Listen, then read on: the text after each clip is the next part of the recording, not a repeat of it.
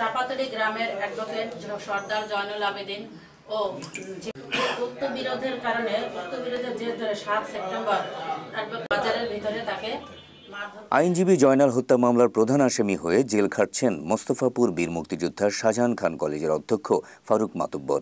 এই ঘটনার সঙ্গে অধ্যক্ষ ফারুক জড়িত নয় দাবি করে সংবাদ সম্মেলন করেছে অধ্যক্ষ ফারুকের স্ত্রী। তবে এক সংবাদ সম্মেলনে স্বামীকে জামিন করাতে বা নির্দোষ প্রমাণ করতে কোনো আইনজীবীর সহযোগিতা পাচ্ছেন না বলে দাবি করেছেন তিনি।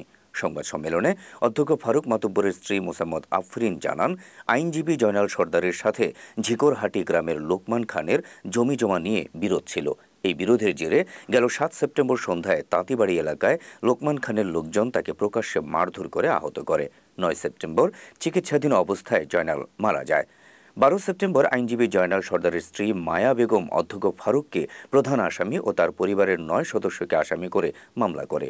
ওই মামলায় 29 সেপ্টেম্বর অধ্যক্ষ ফারুককে গ্রেপ্তার করে আদালতে নেওয়া হয়। তবে মামলাটি পরিচালনা ও অধ্যক্ষ ফারুককে জামিন করানোর জন্য কোনো আইনজীবী রাজি হয়নি বলে জানান অধ্যক্ষের স্ত্রী। অধ্যক্ষ ফারুক 2 মাসের অধিক সময় ধরে জেল খাটছেন। এই সুযোগে আইনজীবীর ভাই কামাল সর্দার কিশোর গ্যাং বাহিনী নিয়ে এলাকার বিভিন্ন বাড়িতে ডাকাতি করছে বলেও সংবাদ সম্মেলনে অভিযোগ করা হয়।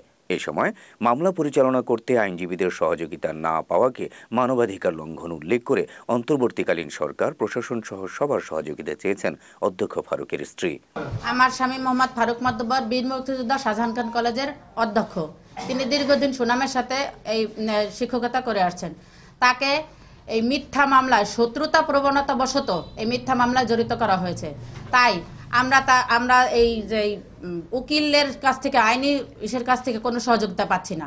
সে জয়নাল আবেদিন উকিল হওয়ার কারণে তারা সবাই একজোট হয়েছে যে উকিল মারা গেছে, আমরা এই ইসে যাব না।